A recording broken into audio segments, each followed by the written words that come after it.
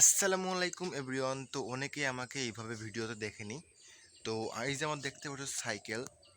তো আমার সাইকেলে অনেক বড় একটা প্রবলেম দেখা গেছে, যেটা তোমরা যদি এখন সার্ভিসিংয়ের দোকানে যাও তাহলে মনে করো যে অনেক টাকা বিল করবে। এই যে দেখতে পাচ্ছ সাইকেলের গিয়ার এটা। তো এটা শিফটের টিপ দিলে একটার পর একটা উঠছে না, মানে দুই তিনটা শিফটের টিপ দিলে এখানে দুই তিনটা চাপ দিলে তারপর উঠছে। তো এই বিষয়ে আজকে ভিডিও বানাবো বলেই আজকে চলে আসলাম। আর সবসময় এক টাইপের ভিডিও বানাই, তো আজকে ভাবলাম ফেস দেখিয়ে তারপর ভিডিও বানাবো। তো সঙ্গেই থাকো। তো গাইস প্র্যাকটিক্যালি দেখাই যে সমস্যা কি হচ্ছে। এই যে দেখতেই পারছো এখানে গিয়ার 7 রয়েছে, আমি এখানে 6-এ দিলাম, কিন্তু পেডেল দিলে পেডেলটা উঠছে না। তারপর আরেকটা দিলাম, মানে এক গিয়ার কম কাজ করছে, দেখতেই পারছো। এখানে রয়েছে 5-এ, স্পষ্ট দেখা যাচ্ছে এখানে 5-এ রয়েছে। আর এখানে উঠছে কত,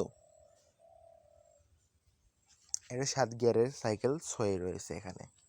তো তোমরা দেখতেই পারছো এরকম প্রবলেম হচ্ছে। এখন তোমাদের সাইকেল যদি এরকম প্রবলেম হয় তাহলে মনে করো যে তোমরা মেকানিকের দোকানে গেলে অনেক টাকা বিল করবে।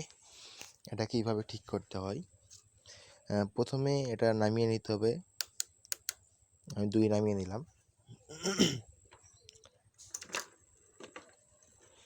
নামিয়ে নেওয়ার পরে এখানে 7-এ নামিয়ে নিতে হবে। 7-এ নামিয়ে নেওয়ার পর দেখবা এই তারটা কত লুজ। তো এই তারটা লুজ হয়ে গেছে বলেই এরকম প্রবলেম হচ্ছে।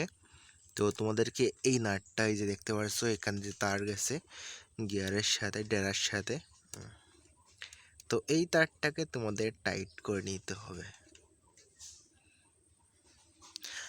তারপর দেখতে হবে এখানে সমান হয়েছে কিনা। তো আমারটা এখনো সমান হয়নি, আরেকটু হতে হবে। তো আরেকটা পেঁয়াজ আমি মেরে নিলাম। হ্যাঁ, এবার সমান আছে। এবারটা আমি গিয়ারটা চেঞ্জ করে দেখি কি সমস্যা হয় নাকি।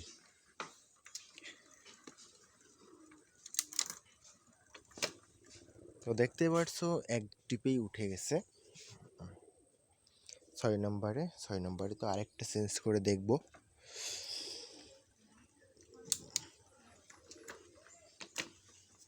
দেখো আরেকটা উঠে গেছে। তো তোমরা এইভাবেই ঠিক করে নিতে পারবে তোমাদের সাইকেল নিজেরাই, শুধু একটা নাটের মাধ্যমে। তো ভিডিওটা ভালো লাগলে চ্যানেলটি সাবস্ক্রাইব করে দিবে।